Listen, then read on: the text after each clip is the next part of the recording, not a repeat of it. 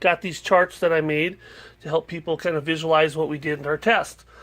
And on the first run, the Dream Mat, which is the red, caught 5 teaspoons. The Hog Mat caught 3.5. The Miracle Mat caught 3.5. The Devlin or the Goldwell one caught 3 3/4. So that was the first run. That's what we caught in the amount of teaspoons in this tungsten. Now this tungsten that we caught in here was super flighty stuff. So this is probably not even showing half of the tungsten that was caught. And now we see, we ran a Dream Mat behind each one of these. So when we ran a Dream Mat behind each one of these, I caught 4 teaspoons in the mat behind my mat, which is the Dream Mat. Knowing that even with those two totals, that was 9 teaspoons, that was probably not even half. That was probably about half. Yeah, that was probably about half of the tungsten that was in that mix. Because this stuff was so flighty, this was kind of an impossible test. Super flighty material. It was a torture test. We just wanted to see what mat could catch the most and what the losses were.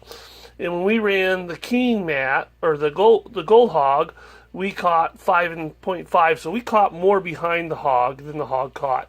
And we did the same thing when we ran the Miracle mat. Now on the Devlin mat, we caught less in both. And a lot of that I think had to do with, I honestly think I fed that sluice faster because it was so slick, like what would you call a drop riffle sluice. It just slid right off of there. It's like, you put the spoonful on and the stuff just slid right off. And then you put the stuff on and just slid right off.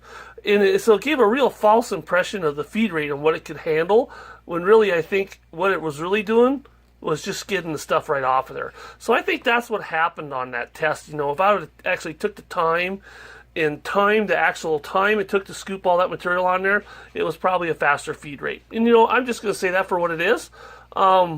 It's a test. It's not perfect. This isn't like gospel. This is just this test that I did, and these are the results, and this is my test and my consensus on what I think is going on, and other people may have other opinions. So anyways, that was what we did with the test. I'll go ahead and put these up on a little slideshow at the end to kind of show people what is going on, but that's kind of what I think is going on, because we watched the process more on the other mats and it held the material longer, and I think that's what happened here in this Devlin mat. It was just like, it just skipped right off of there.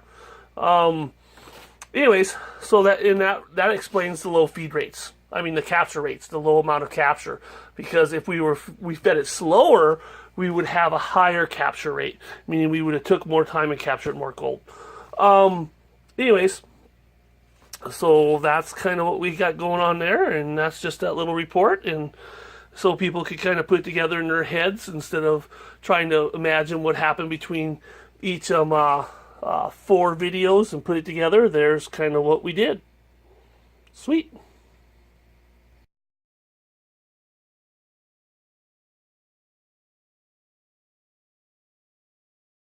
I want you guys to remember that they're just dumb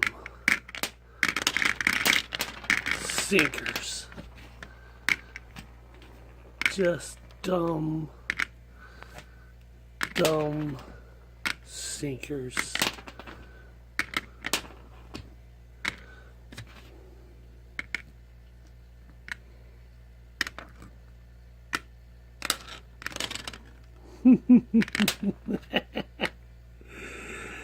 Dumb sinkers rolling out of your sluice. They're not important.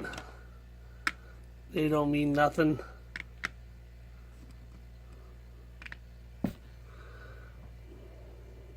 Who caught them all? Who's your daddy?